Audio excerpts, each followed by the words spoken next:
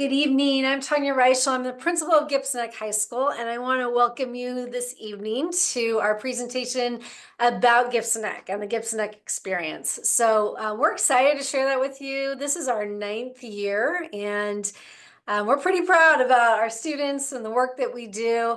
We're going to take you through tonight. There's a lot of information. This is going to be posted on the website, so feel free to just go back later and listen to parts and pieces, and I'll go over some more opportunities to learn more about Gibson Ek as well. So Gibson Ek is a dynamic and a transformative experience for our students. And we prepare students for their post-high school lives. And similar to other Issaquah schools, we, about the same number of students go to a 4-year school and go to a 2-year school and go directly to work and go to technical schools, as they do in the other high schools. But we get students there in a pretty different way. So we're going to share that with you this evening. We are really a school that is full of active and exploratory learning, a lot of problem solving. We are certainly a smaller school with a real big focus on being a part of a community and being out in the community as well. And so our students are very well known by the staff and by each other. School is challenging, and it is preparatory for their post-high school life, but it is just done with a different approach. So many of the students who are here at Gibson Ek have come for different reasons. Some come because they did really well in middle school, but it just wasn't letting them dive deep into what they were interested in, or it didn't grab their interest, or they didn't feel a real sense of purpose and meaning. Some students are quite talented and creative and smart, but traditional school doesn't really give them the space or the path to really express that and to show everything that they can do. So Gibson Ek is here for the purpose of giving students a different way to do that learning. So we have a lot to share tonight. I'm going to put my screen up. I'm going to introduce some other people whose cameras you can see, and they'll be sharing with you this evening as well. So share here in just a moment.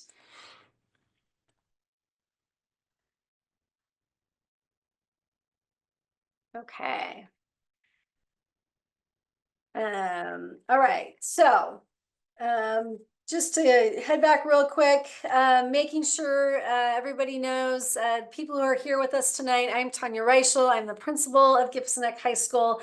Casey Henry is here. She's our internship or our learning through interest coordinator. Sean Mullinex is our counselor, and he is here as well. We have Torsten Carlson too. He's a junior currently at Gibson Ek, so he's going to give his perspective on the experience. And then Lena Sausis will be joining us later, our Dean of Students. So just a reminder, our applications are open right now. And so we've been getting applications every day, and they are going to be open until March 14th. So you do have some time, but do encourage you to look through it and to think about or to reach out with any questions that you have.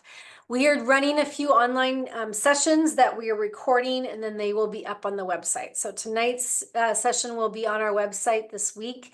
Tomorrow we are doing just a panel Q&A with students. So it's an opportunity just to go through some of those questions in a little more detail and hear from more students.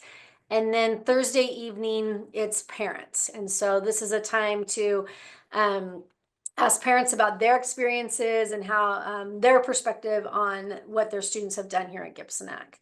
And then what we're really hoping is that you'll come out on February 5th for our open house. And from 6 to 7, it is an open house where you can move around, see the space. Student projects will be on display. We will have a lot of students, staff, and parents there, and they'll have name tags on just so you can ask questions and just ask about what their experience is like, what has been exciting, what's been challenging, why did they choose Gibson Ek. And so they're available just to have some informal conversations with. And then at 7 o'clock, we'll do a live Q&A. So some of that will be some things that we've talked about online, but then there's also a chance to continue to ask questions. And of course, you can reach out to me anytime if you have some questions as well. The applications then are going to close on the 14th at midnight, which is a Friday. On Monday, we will do the lottery, and then we organize that information and start notifying families about if they are on the waiting list or if they have admissions offered right away. Students who get admissions offered right away have 2 weeks to make that decision. And then as soon as somebody says no, we start going to the waiting list and we move through that list and offer spots at the school. And then that list is open until school starts in September. So ninth grade is the only opportunity to start at Gibson Ek. So we really encourage you to think about it and think about this opportunity. So like I said, you can head to our website, and if you go to the enrollment page, you'll find all of that information there as well. All right, I'm going to offer a lot of information tonight, and it can be tough to get your head around what Gibson Ek is. So I'm going to give a short version, and then we'll dive into some other things. One way to think about it is that when you're in a traditional setting, there are subjects and there's classes for those subjects. So if you head off to a traditional high school, you get a schedule, you go to a science class, a language arts class, a math class, maybe there's an elective thrown in there, and then each year you move through in those subject area courses. Once you're in the class, the teacher has designed units and offers that unit to the students, and then the students are showing what they know through assignments and tests. And so those things demonstrate some skills and some knowledge that are hopefully useful for the rest of your life. At Gibson Ek, we are just flipping that. So we start with the skills and knowledge part. And these are the things that you're looking for to take into life. And it's not just student solo. So I think that's a misperception of Gibson Ek, but that you're really working with teachers and community experts and peers to really understand some skills and knowledge and how to go about learning those things. So we start with that, and then the student works with their teacher to make decisions about what's the best way to learn those skills and that knowledge. And there's a lot of ways they can do that. And so they are certainly independent projects that they work with their advisor to design so they can dive into something.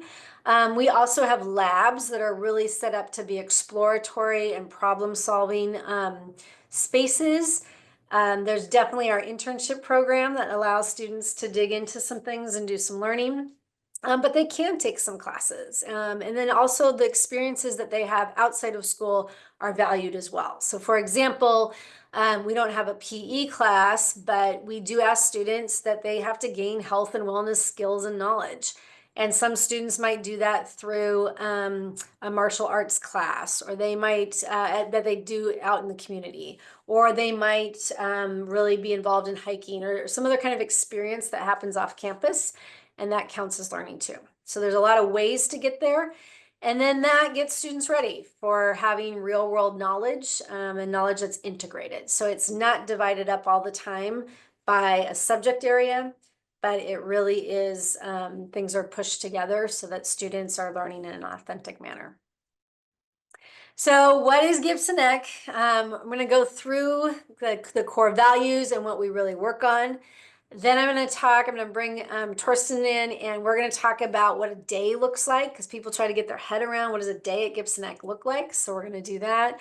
And then we'll talk about some of the other opportunities and how we learn, and Sean will jump into on post-high school life.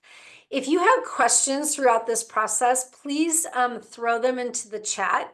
We may get to them by the end.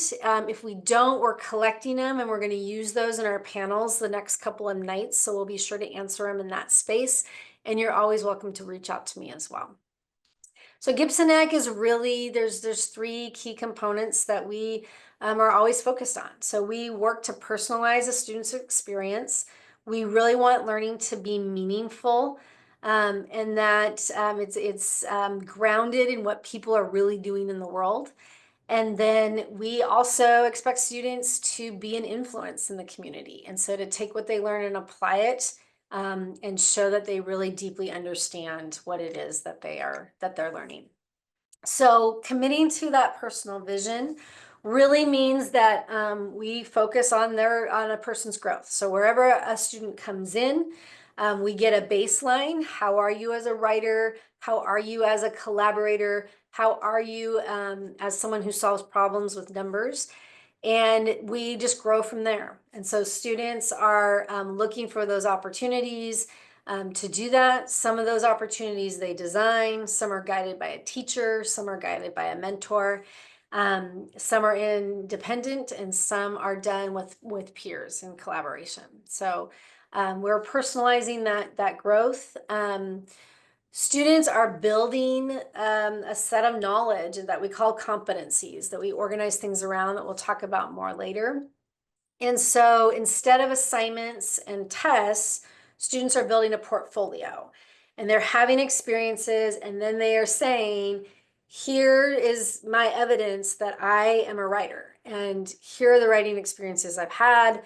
Some of them I've been coached along by a teacher, some of them I've done some work on my own, but I've built a portfolio of this competency, and I'm ready to show it, to show that I've met standard. And we do have opportunities for students to work at advanced levels as well. And so we've defined that and what advanced work looks like. And so students then can choose to pursue an advanced level of work also. We are project-based. In order to go deep, in order to personalize learning, that often means projects. And then students, they write learning plans, setting goals, and then demonstrate how they meet those goals in their exhibitions 4 times a year. So we have here an example. This is a senior. She is the blonde student with the jeans on and the black shirt, which everyone else seems to have on in these pictures as well. But she deep dive, does all kind of learning, but really had this interest in veterinary medicine. So we started with that interest. We looked at, what are the skills you have? What do you know? What scientific knowledge do you need? What collaborative knowledge? What communication skills do you need to pursue that? A lot of experiences. Some of that was in her internship, starting on a farm, watching a large animal veterinary work, to now where she's at a vet office and she's assisting in procedures and surgeries, and is off to the University of Vermont in the fall to study this further, and I think is going to be way ahead of her classmates in her experience of veterinary knowledge. And in this picture, she's teaching that to freshmen. There's some visitors in the picture as well, but freshmen are learning. She's sharing that knowledge, and so they're learning a lot about veterinary medicine also. And then really that learning is authentic. And so we get off campus a lot. We've got mini courses. We of course have internships, but that we want learning to be as real as it can be. So bringing the community in so that we get expert knowledge. Students are working on real challenges and real risks. They're learning by doing. So instead of saying you have to build all this knowledge and then we'll let you go try it somewhere, we've asked, well, what if we try doing things out in the world while we're learning those skills? And so those things are happening together instead of all of one first, and then we get to go do the fun stuff. And so here we have, this was an early mini off-campus lab. Students headed out to the creek. So they're doing a lot of science out here. This one in particular was some water testing that was happening. And then finally, that other value is that we want to see students applying learning. So not just getting information and receiving it and being a passenger, but they're the explorer. They're out there and they're figuring out things. They are problem solving. They learn how to see challenges, and they come to believe that they can be a part of solving those challenges. So that is a process. Most students come in as freshmen and they're just being exposed to being able to do that. And so we really like trusting that process, that over those 4 years, they're gaining those skills and that confidence that it takes to really be out in the community and to be influencers in the world. And they are problem solvers and thinkers. They know how to set goals and priorities. They know how to own their learning and to motivate themselves intrinsically. But those are all things that they learned. So they don't necessarily come in with that, but they work on that as they are influencing the community. And as a great example, this is our student Emma. And Emma, as a sophomore, was at the Center for Wooden Boats, not because she was interested in wooden boats, but she's very interested in community work, in particular, really about how museums and community spaces are places of learning for people.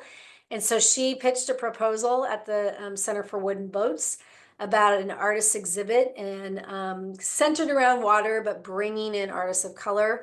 And so worked with professionals and how to do that. And so when we talk about, well, how do students learn English or how do they learn social studies? They do it in the context of what's happening in the world.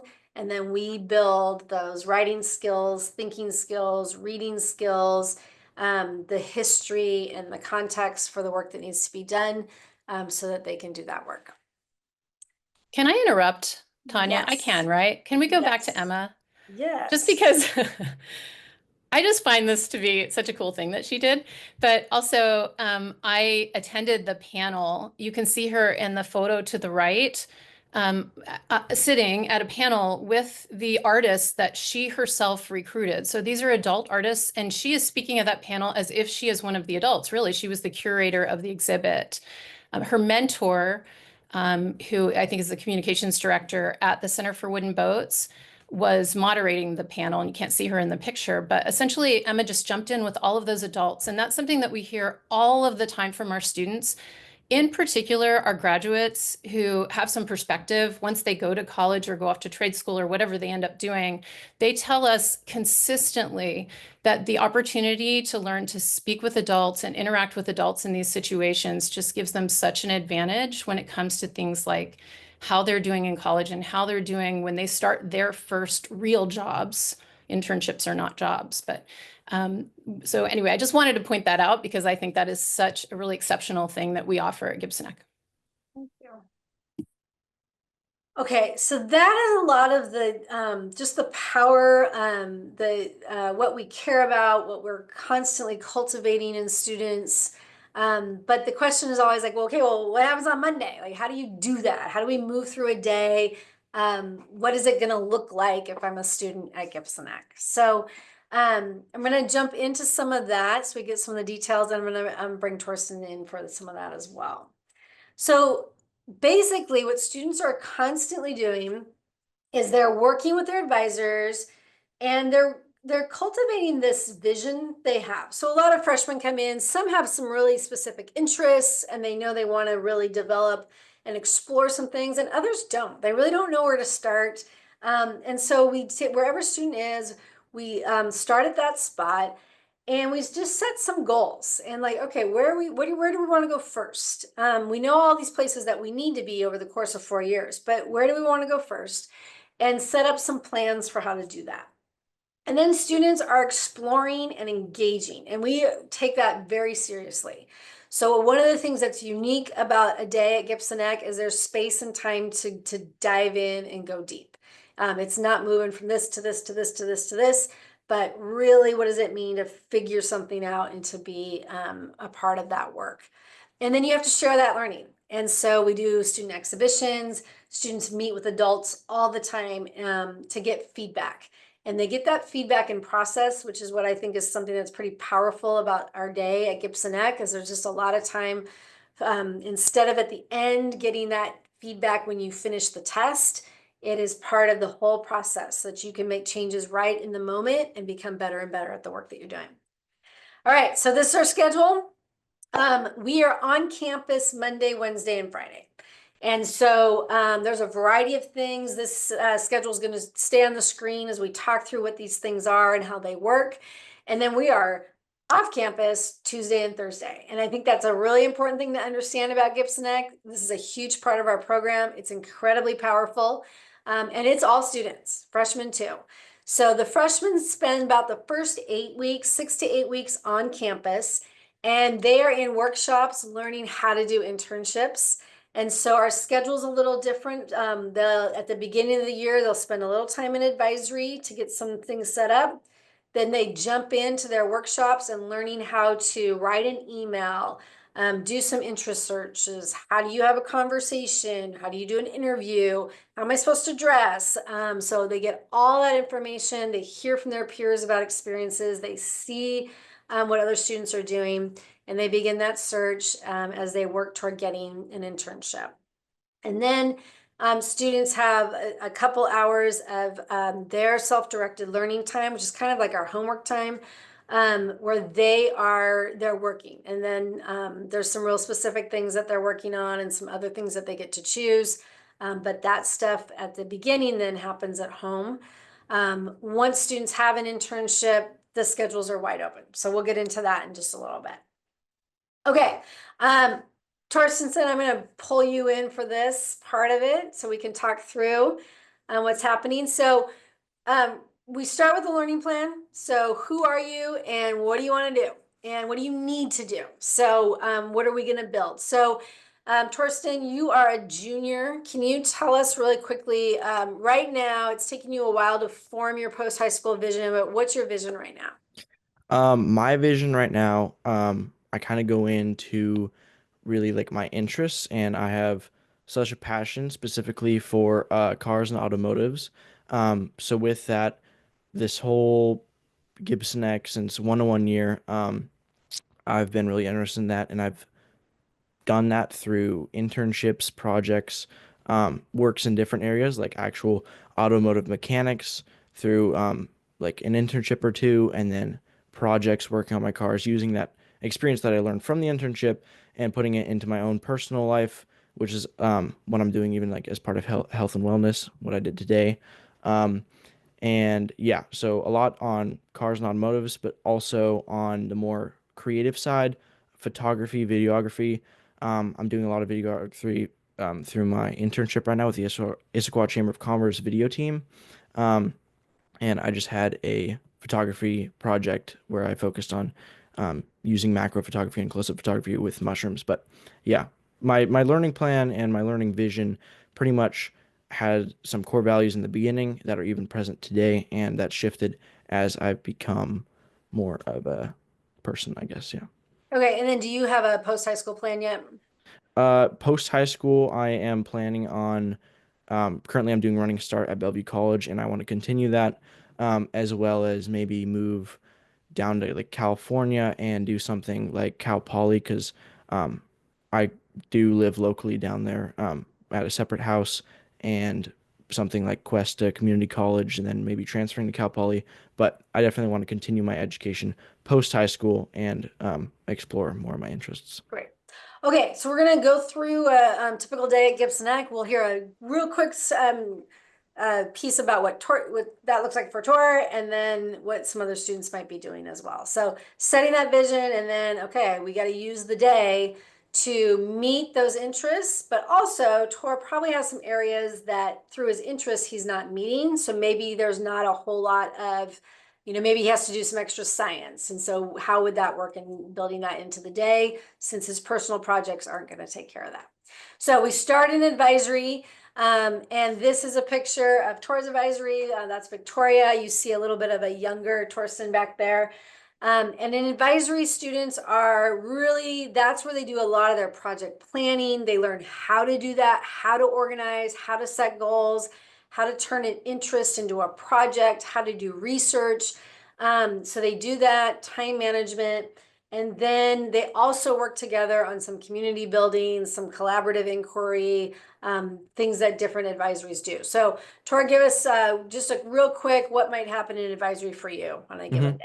Yeah, like on a Monday or Friday in Sure. advisory, starting off, Victoria likes to really set us up for the week. So, specifically, like on a Monday, she's gonna say, "Okay, I want you guys to set goals for yourselves." I'm really trying to get that habit of like setting daily or weekly goals to get all of the work in all these different areas of school down. As well as like advisory, we have occasional like reading times, more, yeah, like relaxation after we have all of our planning done. But yeah, advisory is just, um, bonding because me and my advisory, since it's, only such a small group of people, like 20 to 30 people that I'm with for 4 years, um, I've developed really good connections with people, and it's just setting up for the day mainly. And then moving on to exploration. This No, is just a where, second. oh Okay. yeah, sorry. Okay, so we moving that. So students have advisors do things a little differently, but that's the place where you start. Your advisor is the main person who's going to be doing your coaching and connecting you with other staff in their expertise areas, making sure that you're setting high standards for yourself and that you know how to push yourself to those standards. And then we move to exploration, and this is our time where it is really committed to digging in deep and having space and time to be creative, to take risks, to find success, to work through failures when things fall apart, but to really do this work that's there. So students have a lot of opportunities during this time. There are workshops happening, there's little mini courses going on. There's just space to have quiet work time if you're just doing some research. And then we have a lot of spaces set up that students can go in and work. So, Torsten, can you give us just like one thing that you might do during exploration? Yeah, sure. During exploration, I'm spending a lot of time like actually on my computer. So in whatever space, whether that be the commons, my actually like my advisory, the science space, I like to spend time on my computer, do thorough research for any of my projects, update things into my portfolio. And I always have work to do on my computer, and exploration is a good chunk of time where I can really get down those tasks, but also other projects like I did a woodworking project. I'll go up to the production lab and, do things up there. So it's really what I want to do in the day, I can do that during exploration. Okay. And we do have a lot of spaces that are there with staff experts. So if students need to do science, they're moving in the science space. We've got a tech space where we've got a group that sometimes we've got groups that are doing some robotics work. We have another gears club that's really working on building a ham radio. And so they're doing that. Film club might be happening. There's a Spanish group going. The recording studio is happening. So students are moving around. They're making choices and they're just building their project work. They also have time to meet one-on-one with their advisors. And so it's really this time to be creative, but to also dig in and to do some really deep, challenging learning as well. And then we twice a week have a quick crash lab, and this is much more of just a place to get some skills. So anything from like coming up, we have SAT prep to maybe learning how to use the 3D printer or how to set up a science experiment. So these are like little skills moments that really can enhance people's work. So Torsten, what's one crash lab that you've done that you think has kind of sparked you to thinking about or doing some other work later in a project?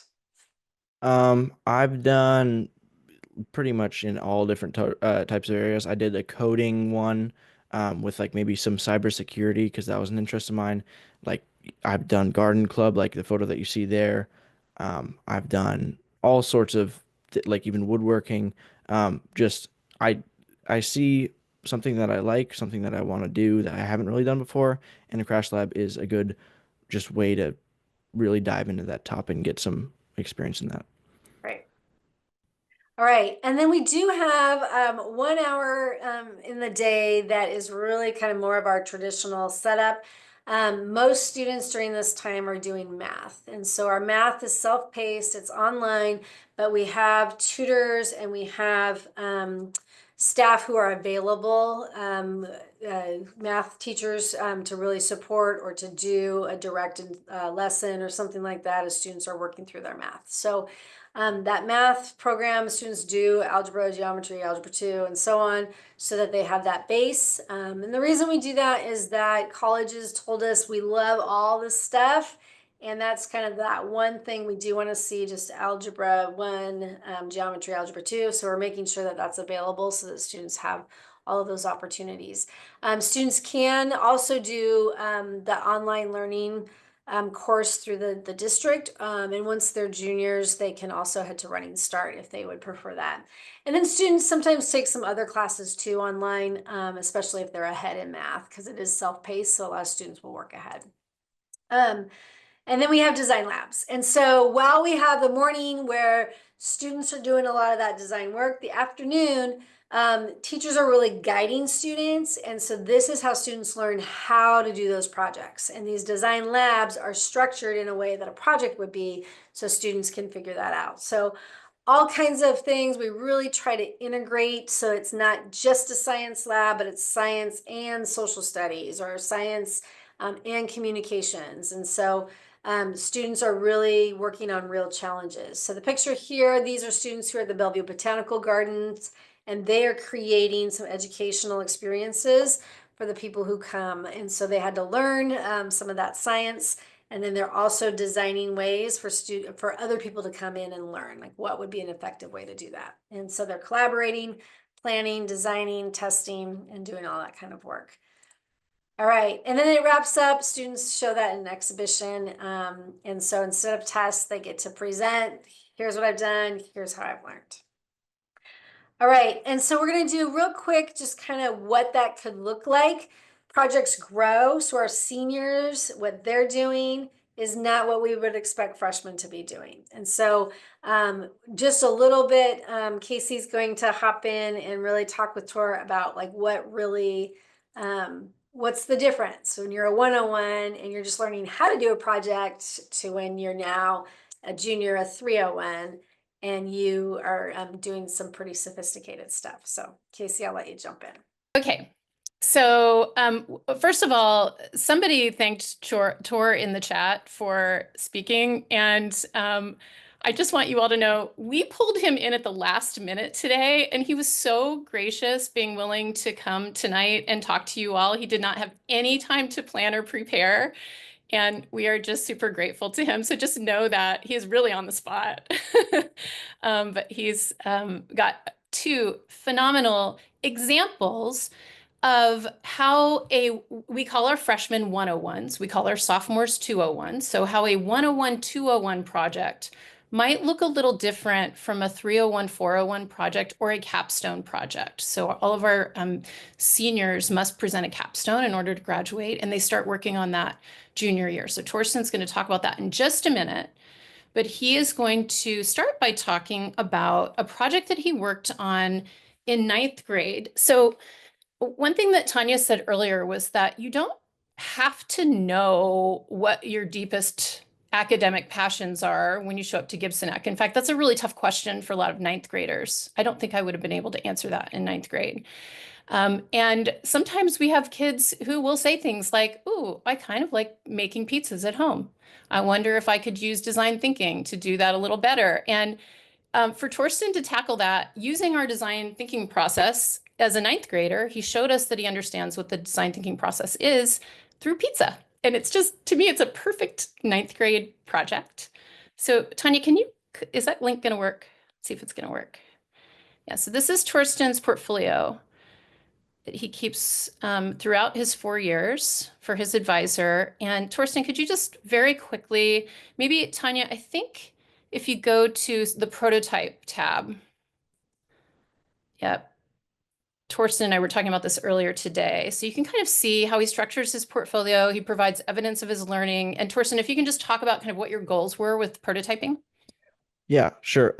So basically my plan for this little project, my freshman year, is I wanted to create a pizza that was from scratch, like completely from scratch, that was time efficient, healthy, budget friendly, and obviously like tasty, because pizza is my favorite food, and I just wanted to, put that into some sort of project that I can expand my cooking experience. So as you can see here in my little prototyping page, I talked about how I'm using different doughs, experimenting with that, um, different sauce, cheese ratios, things like that. I haven't had an experience in this before, so doing this was all new to me. But as you can scroll through, you can see I'd made margarita pizza, and then I took notes of what with my family and what they liked about that, and then I started making different types of pizzas. I made more of a New York style one. If you scroll down a little bit more, a New York style one that had like tomatoes on it. It was not very good, but I learned from that and I wrote about that. And then I made a like deep dish pan pizza, and that ended up being really good. So, sort of from all these three different prototypes, I combined all the things that I did like and what my family liked, and I guess my friends liked. And then I put all of these different, like mainly from the dough, the sauce, into one. Um, it was mainly a margarita style pizza. Um, Oh yeah, and I was taking notes and of the cost of everything, the amount of price per gram, things like that. And then yeah, the final prototype here, as you can see, I made the dough using two different types of flour. I fermented it differently with the yeast, and that is the final product that I actually brought into my advisory after to have everyone give me feedback, and everyone loved it. Like someone even said it was the best pizza they've had in their whole life. But overall, I Oh, did so your learn. advisory got to Yeah. taste the pizza. Yeah. And that was Great. that I had a lot of good information for, in the future, but I still have that pizza recipe and yeah. But Amazing. Right. So that to me is just such a great example of a simple, actually not so simple. Can you believe I was actually surprised at how much detail Torsten was able to include on this portfolio page about making pizza. That's really terrific learning. So, okay. Um, Tanya, can we go back to the slides and go to his capstone project? So again, juniors and seniors work on a capstone, which is a much bigger project, sometimes with community impact, sometimes in an area, a career area that they're interested in getting into. And Torsten's capstone project, you'll be able to see here, is much more complex, detailed, takes a lot more work and thinking. We require an annotated bibliography with that. They present at several points during the process to a panel of staff as they work on their capstone. So I'll let Tor just give you a brief summary of what his capstone is all about. And he hasn't finished it. He's just a junior. He's still got, oh my gosh, you've still got year and a half to work on this, really. yep. Wow. Good Yep. start. So my capstone this year, for the next 2 years, will be starting a import car dealership business. Most of my inspiration for that actually comes from my first ever internship, my freshman year, which was actually at one of these, and it was two guys running it. I learned a lot from that, mainly just making videos, but that was a lot of inspiration. Finding out, okay, how are they making money on this? And then I was looking at actual Japanese auctions in Japan. Um, Figuring out the budgeting and the profit margins that they're having on these cars, if they're selling them for maybe $3,000-$4,000 more here after the import process. And from that, I really just started diving in on, okay, how can I do this myself? And I was looking at different government documents, um, because the actual import process of importing a car from Japan to here is really, really complicated, and that's why people usually go through a dealership instead of doing it themselves. Um, and yeah, I was looking at like different forms from the government. They have the Small Business Administration where they have templates to start a business plan, and that's what I'm going to do to get a large sum of money to actually present my business plan to some investor to help us start the company. And here, as you can see, there's a lot more just in-depth research on so many different sources. Um, Later on, recently, I've been doing outreach to professionals. I want to outreach to people locally that have maybe these sorts of dealerships. Yeah, as you can see there, I was looking at different properties where I'd have a property with the correct, of course, zoning laws, and a commercial property where we can store the cars and even work on them. And that's what I have experience, like mainly working on them. Expense projections, yeah. A lot of this was figuring out how much money we're going to spend for the first year, and we had different projections. Like for example, the low first year projection would be $46,000, high would be upwards to $70,000. Yeah, just seeing with all these different things like dealer's license, insurance. Yeah, we created a little video for just promoting our little idea to um, get some money. And then as the caps, this was all even before I started the capstone. As soon as capstone started, that's when I could really dive into different sources, look up how other people are doing this. Can I And just say that most yeah, students are not this far ahead halfway through their junior year on their capstone, but this is really amazing that you've done this much work, yeah, Torsten. Really impressive. And yeah, just the fact that he's reaching out to people he doesn't know, strangers who owns, similar businesses, and just kind of learning about the business that way is a really important skill to have. So he's off to an amazing start, considering he's still got 12 to 14 months to work on this. Really good job. Okay, I'm going to end Torsten's unexpected misery and take the spotlight off of him. That was wonderful, Torsten. Thank you so much. Thank you. And I think I figured out the spotlight thing. Okay. I am going to talk about internships now. So I am the internship coordinator at Gibson Ek, and I have been the internship coordinator since 2019.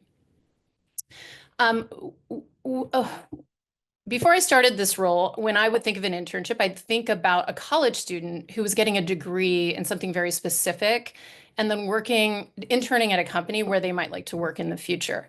And so oftentimes we have parents who think of internships in the same way when they think about Gibson Ek's internship program. And I would just encourage you to maybe set that sort of limited view of an internship aside, because we are talking about teenagers who are 14, 15, 16, 17 years old, who wouldn't have the training that they would be getting at the college level for a lot of professional jobs, obviously. But the point of our program is really threefold, and you can see it here. The first purpose of our program is to allow them to really take a career for a test drive. That's how I say it sometimes. And it's not as if they have the skills to work on everything involved in that career. In fact, sometimes there are safety issues or certification issues that will not allow a student to really be hands-on, but the ability to observe and understand what it's like to be in a workplace and what the day-to-day might be like in an office job versus a teaching job, or there's so many options out there. The second piece of our internship program, and in some ways, I think this might be the most valuable piece of learning that our students pull from our program, and that is a focus on soft skills. So as Tanya mentioned earlier, through our initial 6-week onboarding program, or I'm sorry, Thursday mornings, I'm going to go back to the Thursday morning schedule. So your student, your 8th grader, when they join in 9th grade, the first 6 weeks of their time, their freshman year, on Tuesday and Thursday morning, they will spend with me. And we talk about primarily soft skills. So soft skills, in comparison to, say, technical skills, like knowing how to code or knowing how to, use Microsoft Word. Soft skills are those skills, some people call them durable skills, because you can really apply them in many, many different career fields. So we talk about how to write a professional email, simple things like how to introduce yourself to an adult, how to shake their hand, how to look them in the eye, how to persevere, what to do if you don't know what to do next in an internship situation, what to do, who to ask, who to go to if you're having a problem or you get stuck, how to handle it if your project isn't working out and you don't know how to ask questions, how to take notes when your internship mentor is giving you instructions. So there are lots of skills that they build in those first 6 weeks, but it's so much more than the first 6 weeks. Those build over time. And we have 9th graders, again, we have 9th graders all over the region at companies and organizations. And we're talking about 14-year-olds. They don't have much experience in the working world, so they're not going to be perfect. They're going to keep struggling, many of them, with those soft skills until they get them right. And it gives them a chance to practice those over time, over those 4 years. The third piece of our internship program are authentic projects. So our students often, not always, but often during an internship can work on something that a company or organization might actually be able to use. And that's really exciting when they're able to do that. For example, we talked about Emma's exhibit at the Center for Wooden Boats. The Center for Wooden Boats had that exhibit open to the public for 4 months, I think, through the summer and into October of this past year. So that's something that could have potentially drawn visitors to the Center for Wooden Boats. And projects can be very simple. We had a freshman who interned with the Issaquah Community Center and helped design t-shirts for the summer camps. That was a simple but authentic project that the community center ended up using. They actually based their ultimate designs on some of his ideas, which I think is just really cool and satisfying for students to know that what they're doing isn't just busy work that no one will ever see, but it really means something in the community. And the beauty of internships is that you have a professional giving you feedback on those projects. And that's when it really, really means something to students. It's one thing to have a teacher or, dare I say, a parent. I'm a parent of 3. They don't always listen to us, right? But when you have a professional who's really working in that field, giving them feedback, that can really, really drive their work forward. Next slide. All right, and we just have a few minutes here, so I'll let you Yep, do yep. the highlights. Okay, we can go through these then. Right, so taking a career for a test drive. This was a student who found an internship with Root Sports. She wants to be a sportscaster. She's actually a freshman at Seattle U right now, studying journalism, so that she can do that. Soft skills, here are some of the soft skills that we cover. These were 2 students who, as sophomores, interned with Experience T. Some of you may know Experience T from Front Street. And project feedback, these are 3 students who interned actually at our administrative office for the district, and they are, last year, were helping to plan a potential new high school. Okay, just very quickly, we already talked a little bit about the Tuesday, Thursday schedule. Typically, our internships are about 4 hours on Tuesday and Thursday. We can be a little bit flexible in the amount of time. Some students are only there for 3, some might be there for 5, but we like to give them a little bit of time for that student-directed learning, which is often focused on math and continuing their online math, as well as some other things from home. The other thing you should know is that time could be any time of the day. We like to provide that flexibility for our mentors, because I still wake up every morning and I can't believe that we have hundreds of volunteers in our region who are willing to host a teenager in their workspace.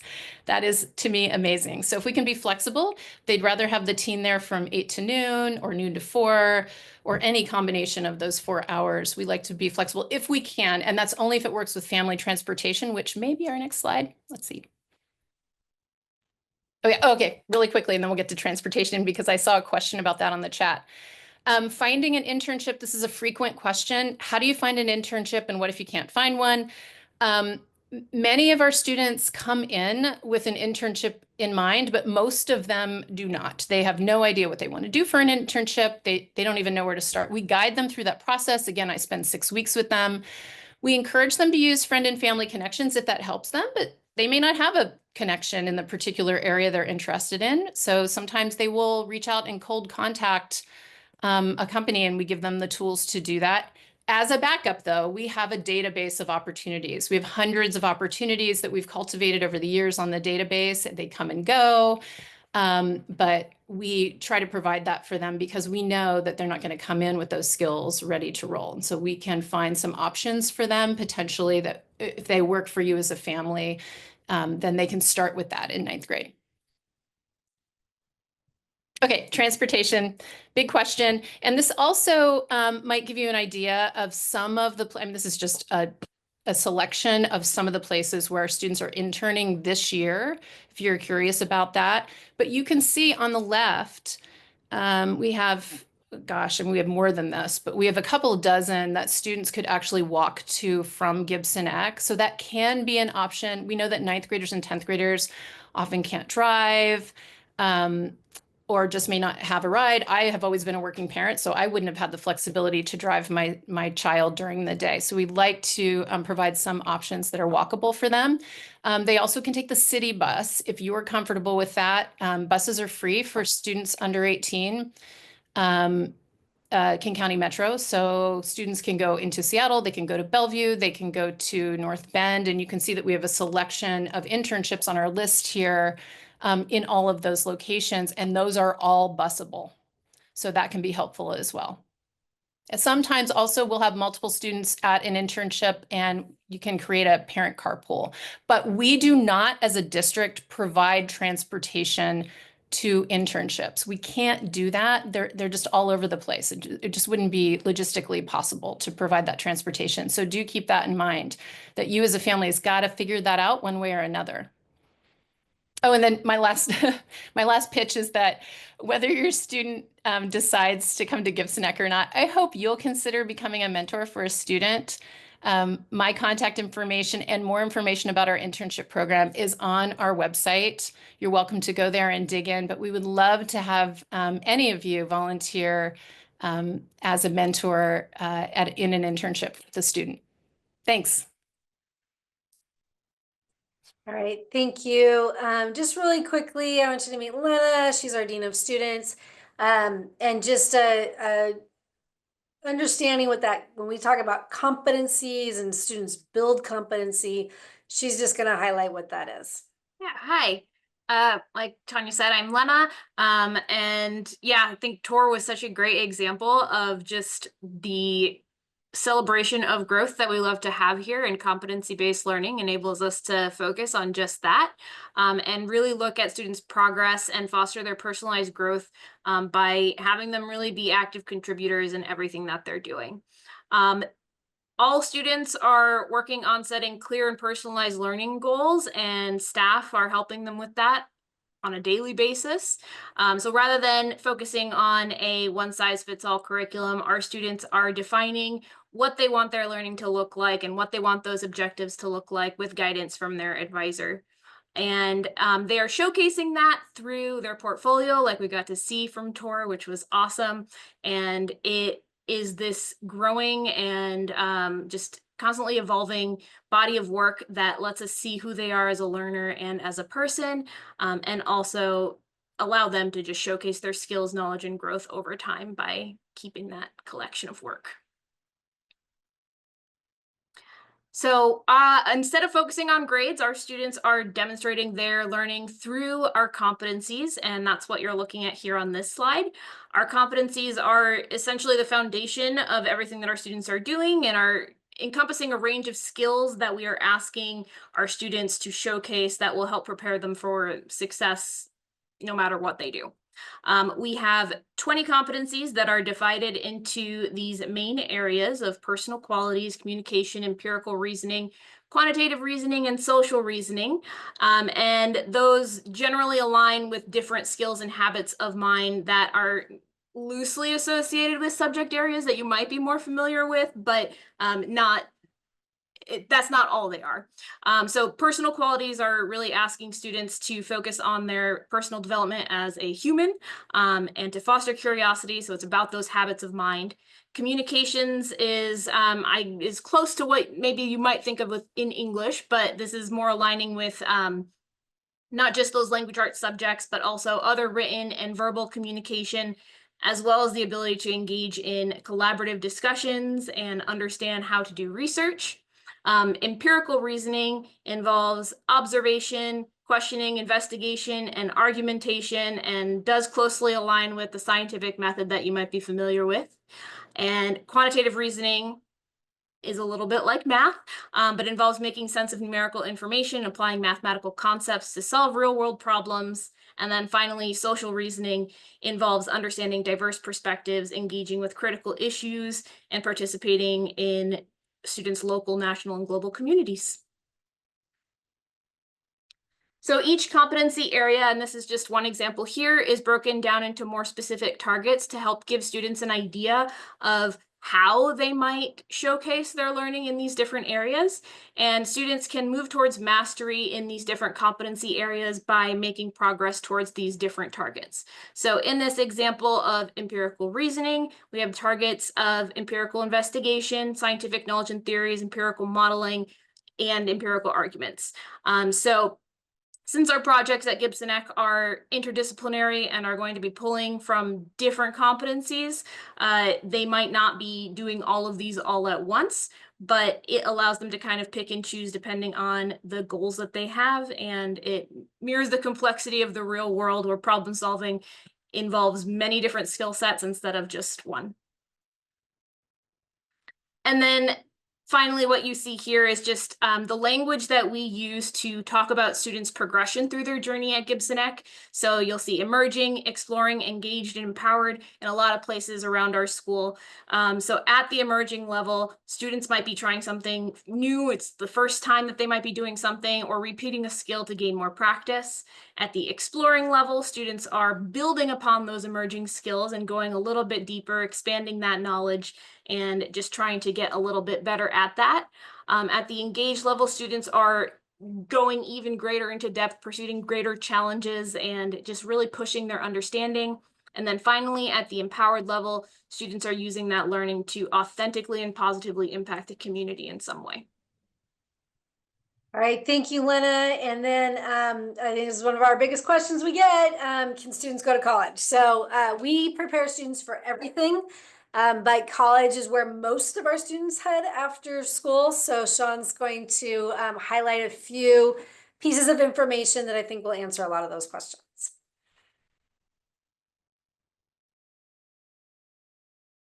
Okay, so it's the $1,000,000 question. If there's no grades, can I get into college? And the answer is an emphatic yes. I'm going to talk about the college piece, and then I'll talk a little bit about the transcript because they tie together. Can we go to the next slide? So our Gibson Ek graduates go on to a range of post high school pathways. 70% of our students go directly into a 2 or 4 year university. And then the rest will do any one or combination of these outcomes that you see here. I think that, like I said, 70% are heading straight to college, and that number has grown consistently over the last 5 years. Next slide. This is a sample of some of the schools that our students have been admitted to. It's just a taste. As you can see, it runs the gamut between highly selective private schools, large public research institutions, art schools, engineering schools, small liberal arts colleges. I mean, it really spans the gamut. And students who graduate from Gibson Ek have the same opportunities to attend the college of their choice as any other high school graduate in the United States. We're very proud of our graduates. They work really hard to get where they are. And our students are given a very fair shake at these universities because anymore, grades and GPA aren't the final arbiter of a student's, potential. Almost all universities in the United States now do a holistic review process where they're looking at every single part or piece of information they have about a student besides just classroom performance. And that, so with that in mind, the presence or absence of any single data point isn't going to prevent them from doing that holistic review process. Our transcript feeds into this because it has strong student voice. If we can go to the next slide, please. Here's a sample. Our transcript was developed by the Mastery Transcript Consortium. It's a body of about 300 public and private schools that joined together to develop a transcript that would represent mastery-based and competency-based learning in a standardized way. And it was developed in collaboration with higher education admission readers so that it was designed to be parsed in about 90 seconds. The strength of the transcript, in my view, is that it has a strong student voice. The students can author a student statement that talks a little about who they are as a learner and a student and an individual. And then on the sidebar, you can see there, it says evidence, and students can cite evidence of their work that appears on the transcript. And some students will cite evidence of advanced credit. Some students will show their capstone achievement or an internship project, or it just whatever they feel is going to show off their best work. And the feedback that we've gotten from higher education, both public and private, has been awesome. They're enthusiastic. There's new schools every year that are seeing our students and our transcript for the first time, and they're always open-minded about it. I'll get a phone call or an email, and they're like, fascinating, tell me more. But I've never had a school say, we're not going to consider a student without grades or GPA. My sort of casual conversations with people in higher education is that they're really looking for something besides grades and GPA to give them some insight into that student, what they're about, what makes them different. And instead of just having the standardized transcript, which is just an enumeration of courses taken and grades received, our transcript tells a story about that student's educational journey, and I think it's really powerful. Next slide. I'm trying. Oh, that's college. Everybody gets in who wants to go. Thank you. All right, we are wrapping up our time here tonight, and this is a lot of information. Certainly Gibson Ek is for any student who wants to be at Gibson Ek. And so we are a public school. We are open to anyone who lives within the Issaquah School District boundaries who is going to be in the 9th grade next year. So we encourage that. And really students who want to be in a smaller community, really be able to spend time digging into the things that they care about, really want to connect with others as they do that work, want to be a part of the internship program, then this is for you. You do not have to know exactly what you want to do with your life in order to thrive at Gibson Ek. So it's a place to explore and to learn and to grow, and you have a lot of space to do that. So that's really important part of it. So just a reminder, we will do Q&As the next couple nights. Any questions that are in the chat that we didn't get to, we'll be able to answer them there. You're also welcome to reach out to me. I will say really quickly, big questions we get. Transportation, yes, the buses do run to Gibson Ek every day. They take a look at who's going to be coming to the school, and then they set up bus stops. It's kind of like a shuttle system. So sometimes it's getting to your Boundary High School and coming in here. Sometimes there's a closer stop. And so there is transportation. Can you do sports? Yes, you can do sports at your Boundary school. And in fact, you can do any after-school activity at your Boundary school that we don't offer. So there's clubs that people take advantage of and things like that. You cannot take a class at one of the other schools. So coming to Gibson Ek means choosing Gibson Ek, and we offer a lot.